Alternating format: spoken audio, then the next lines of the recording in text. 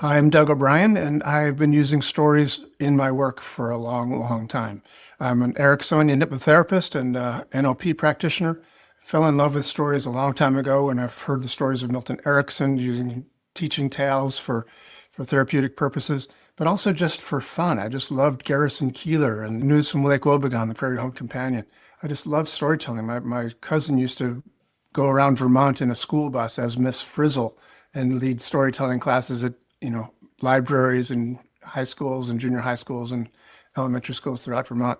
I've been fascinated by stories for a long, long time.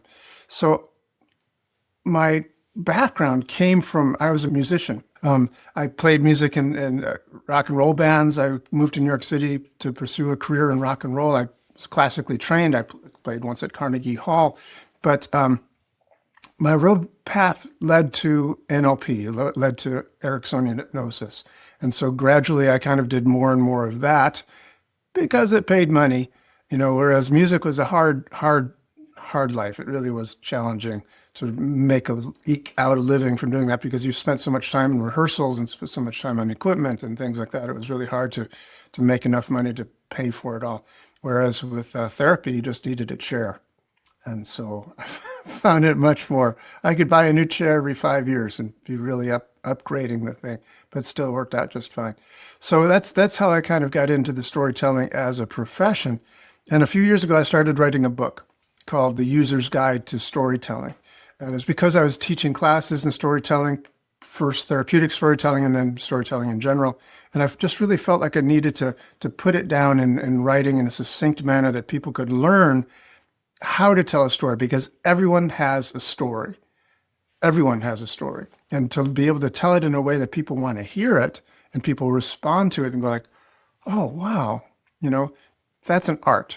Some people seem to just have it instinctively wired in. That's great. But everybody can learn it.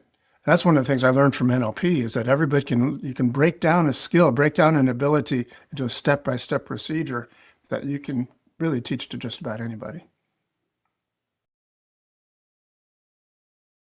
So during the Woodstock Story Festival, I'm going to be doing a program called The Music of Story, and I'll be playing the piano at times during my storytelling. So it'll be a mix of both.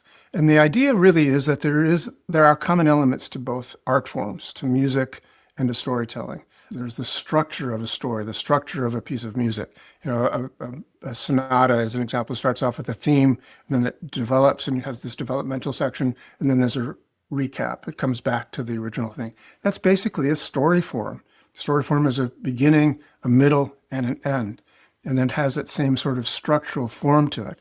But there's other elements as well. There's the rhythm, there's setting up of expectations, there's leading to a climax, there's use of dynamics, louds and softs.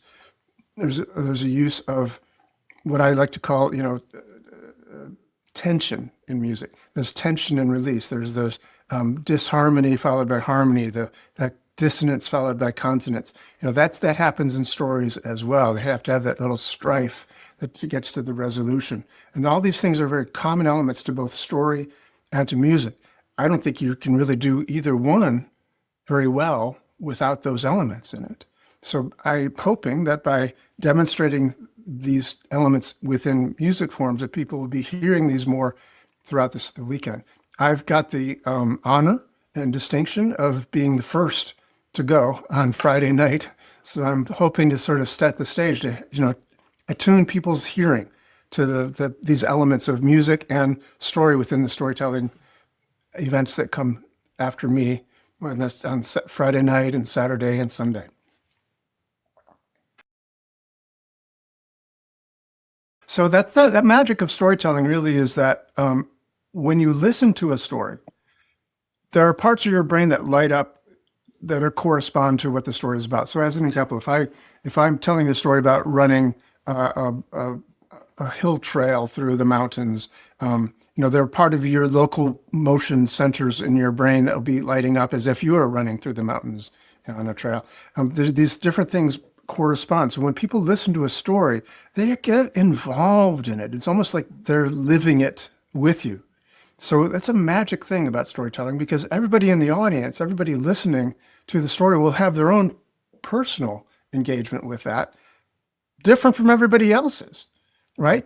They have their own personal experience with this story that's being told that's unique to them. I've often gone to story slams, by the Moth Story Slams that I've participated in. I was fortunate enough to win one or twice. But anyway, it's amazing to me, of maybe 300 people in the audience, I thought that like everybody be putting their name in the hat, wanting to tell a story, wanting to tell a story. But it turns out very few people actually did that. Very few people actually were telling the stories. Of the 300 people there are maybe 10%, maybe 30 people put their name in that hat because they wanted to tell their story. Most people were there to listen.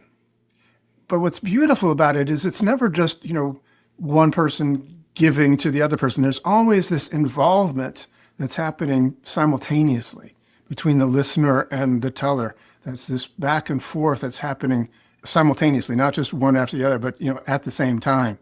That's so special and so rare, I think, and especially in live performance when you're really there with the storyteller listening, and you're getting not only their words but also the body language, because that's a big part of it.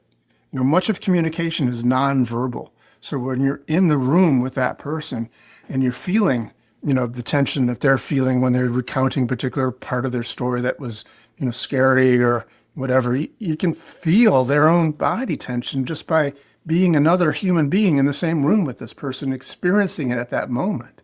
So there's this really amazing synergy that happens with live storytelling that is wonderful and unique. And I think people can really expect there's going to be some masterful storytellers at the Woodstock Storytelling Festival that I am so excited to sit in the same room as these people and listen to them tell their stories. I'm not even sure I'm that experienced of a storyteller like we're doing the Woodstock Storytelling Festival to be able to do that as well as David Gonzalez or others, Jim, et cetera, who have been there. Laura, who's done thousands and thousands of stories. But it is really true. There is a back and forth. So in live storytelling, there is a communication that's unique between the audience and the storyteller. And this feeling of community, this feeling of, consensus, or there's these words that actually mean the same thing: community, communion. It's we're coming together. It's not just a storyteller, feeding you something. You're not just watching a movie or whatever. There's a community that happens in a communion, and the way the person reacts will affect the storyteller and how he or she tells the story. So when people are, gasping with, "Oh my God, this happened," the person will like, "Yeah, amazing, right?" And they'll be feeling it too. This communication that happens non-verbally, extraverbally, with the energy that's in the room. People really will change the storyteller's thing, because if the storyteller doesn't get that, if the audience is sitting back going like, "Huh, well, that's interesting," the storyteller will feed off that energy and go like, "Yeah, it was kind of interesting," and they'll change the way that they tell the story based on the energy that's coming from them. So it's really kind of a community project. It's kind of almost like a jazz piece where everybody's contributing to it. And just because somebody's going off on a solo here, the other musicians are following along, and so it all affects everybody else. It's really kind of a wonderful inter-communication thing that happens in storytelling with the audience.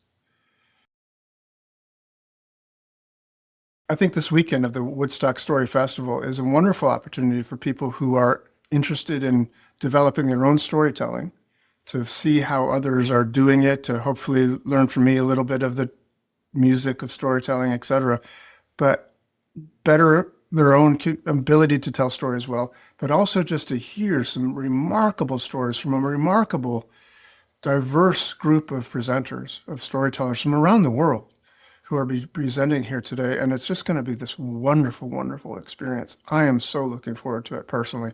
And I'm glad I'm getting it over with being the first one on the program, so I can just sit back and relax after that and enjoy.